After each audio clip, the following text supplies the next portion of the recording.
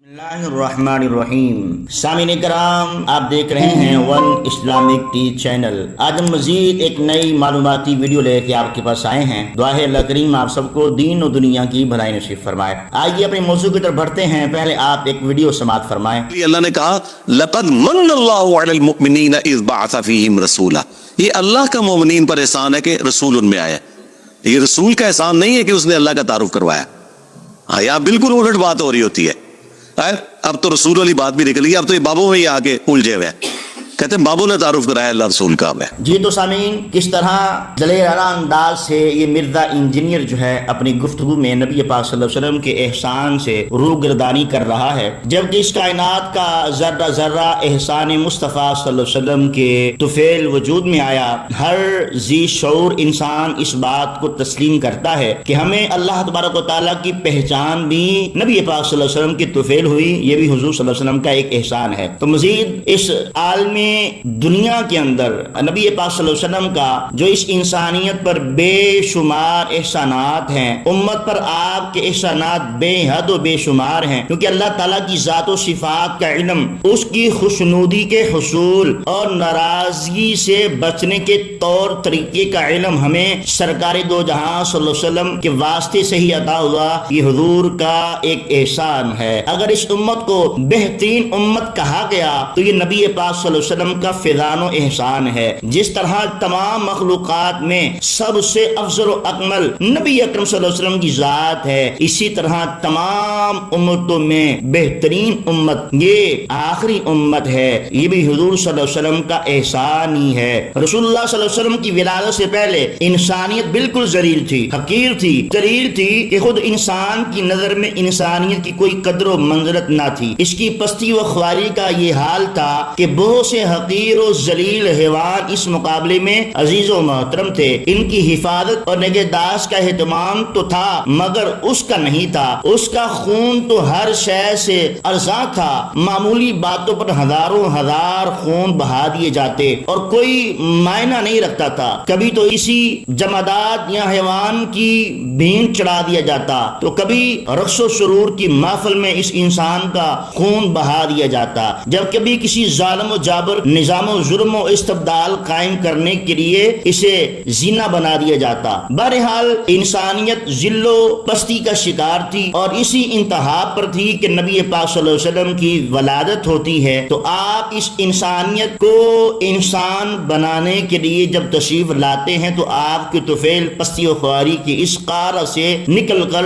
عزت و عظمت، شرافت و کرامت کے عروج پر پہنچ جاتی ہے۔ تو یہ حضور صلی اللہ علیہ وسلم کا احسان ہے۔ کل تک انسانیت ذلیل تھی، حقیر تھی، اور آج رسول اللہ کے طفیل اشرف المخلوقات کا خطاب پاتی ہے، یہ حضور کا ایک احسان ہے۔ کل تک انسانیت کا نہ کوئی مقام تھا، نہ حیثیت تھی، بلکہ بہت سے حقیر و ذلیل جانوروں کے مقابلے میں بھی ذلیل رسوا تھی، مگر آج رسول اللہ صلی اللہ علیہ وسلم کے طفیل یہ اعلان کرتی پاتی ہے، سنائی دیتی ہے، وَالَّذِي خَلَقَ لَكُم مَّا فِي الْأَرْضِ جَمِيعًا، وہی ہے جس نے تمہارے لیے بنایا ہوا جو کہ زمین میں ہے۔ تو یہ بہترین انسانوں کے لیے بنایا گیا۔ پھر اسے اس بات کا احساس و ادراک ہو وہ اللہ تعالیٰ کی سب سے عزیز ترین مخلوق ہے، اور اس کی کرۂ ارض پر ہر شے، یہ عالم نباتات و جمادات، حیوانات، سب کے سب اس کی خدمت کے لیے پیدا کیے گئے ہیں۔ یہ حضور کی طفیل ہے اور یہ احسان ہے۔ شریعت مصطفیٰ صلی اللہ علیہ وسلم نے انسان کے ایک عضو کو محترم مکرم قرار دیا، وہ انسان کا چہرہ ہے۔ اس چہرے کا مسئلہ بنانا،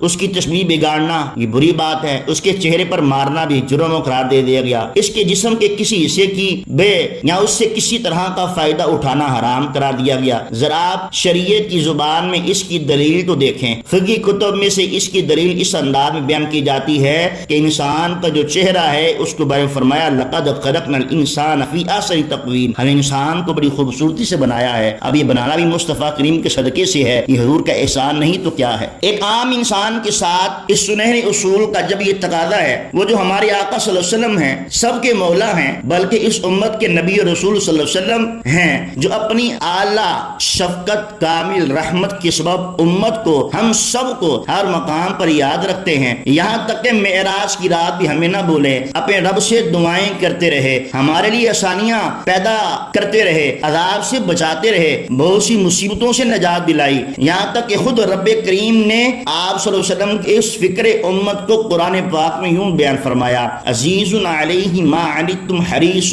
علیکم بالمؤمنین رؤوف الرحیم، جن پر تمہارا مشقت میں پڑنا گراں ہے، تمہاری بھلائی کے نہایت چاہنے والے ہیں اور مسلمانوں پر کمال درجے کے مہربان۔ تو سامعین و ناظرین، یہ حضور کے احسانات ہیں۔ اب مزید سنیے، مولانا محدث اعظم پاکستان حضرت علامہ مولانا سردار احمد رحمۃ اللہ تعالی علیہ فرماتے ہیں کہ حضور صلی اللہ علیہ وسلم تو ساری عمر ہمیں امتی امتی کہہ کر یاد فرماتے، قبر انور میں بھی امتی امتی فرمایا، حشر تک فرماتے رہیں گے، یہاں تک کہ محشر کے روز بھی امتی امتی فرمائیں گے۔ حق یہ ہے اگر صرف ایک بار بھی امتی فرما دیتے تو ہم ساری زندگی یا نبی یا نبی، یا رسول اللہ یا رسول اللہ، یا حبیب اللہ یا حبیب اللہ کہتے رہتے، تب بھی ہم ان کا حق ادا نہ کر پاتے۔ تو سامعین و ناظرین، رحیم و کریم آقا صلی اللہ علیہ وسلم کے بے شمار احسانات ہیں۔ تقاضا تو یہ تھا کہ ہم ان کی یاد کو اپنے دل میں بساتے، ان احسانات کا تو تقاضا یہ تھا کہ ان کی ذکر کے اپنے دل و دماغ کو معطر کرتے، گلدستہ فرامین سے علمی زندگی سجاتے، ان پر نازل ہونے والی قرآن کے احکامات کو بجا لاتے، فرض و واجبات کو لازم پکڑتے، حقوق العباد کی ادائیگی کرتے۔ لیکن ہوا کیا؟ ہم تو نفس و شیطان کے بہکاوے میں آ گئے، اور آج کچھ لوگ اپنے محسن آقا صلی اللہ علیہ وسلم کو بھلا بیٹھے،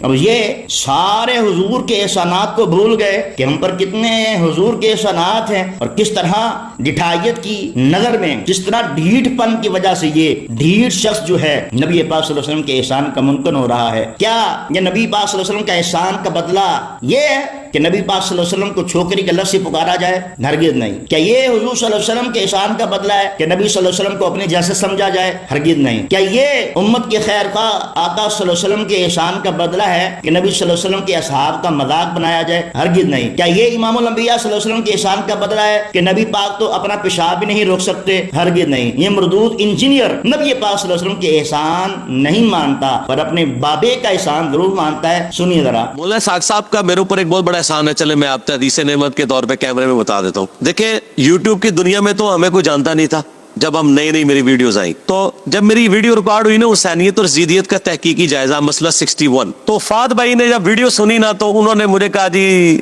آپ مجھے اجازت دیں میں آپ کی ویڈیو نا مولانا ساق کے چینل پہ چڑھا دو۔ میں نے کہا چڑھا دے۔ وہ جب ویڈیو چینل پہ چڑھی تو وہ ان کی ویورشپ تو زیادہ تھی، وہ ویڈیو مجھے یاد ہے کہ وہ 1.5 ہفتے میں 5-6 ہزار لوگوں نے دیکھ لی۔ اس وقت تو ہم 5,000 پہ خوش ہو جائے گا۔ یہ اللہ کا مومنین پر احسان ہے کہ رسول ان میں آیا ہے۔ یہ رسول کا احسان نہیں ہے کہ اس نے اللہ کا تعارف کروایا، یہ رسول کا احسان نہیں ہے کہ اس نے اللہ کا تعارف کروایا۔ مولانا ساق صاحب کا میرے اوپر ایک بہت بڑا احسان ہے، چلے میں آپ کو حدیث نعمت کے طور پہ کیمرے میں بتا دیتا ہوں۔ جی تو سامعین و ناظرین، نبی پاک صلی اللہ علیہ وسلم کے احسان کا انکار منکر ہے، اور بابے کا احسان ہے جی، اس بابے کے چینل پر اس کی ویڈیو چلی گئی، 5,000 اس کی ویور آ گئے، اور اس نے کس طرح ڈھیٹ پن سے نبی کے احسان فراموشی کر دی، اور میں بابا کی احسان فراموشی نہ کر سکا۔ یہ دیکھیں کس طرح نبی پاک صلی اللہ علیہ وسلم کے احسان کا انکار کیا، اپنے بابے کا احسان سر خم تسلیم کرتا ہے۔ تو کیا اب بھی کوئی چیز باقی ہے اس فتنے کے ہونے کے لیے؟ اے مسلمانوں، اب بھی کچھ دلیل چاہیے، اب بھی کچھ ریفرنس کی ضرورت ہے۔ تو سامعین و ناظرین، یہ فتنہ اس امت کے مسلمانوں کا امتحان بنا چلا جا رہا ہے، ہمیں اس کی روک تھام کرنی لازمی ہے ہم پر۔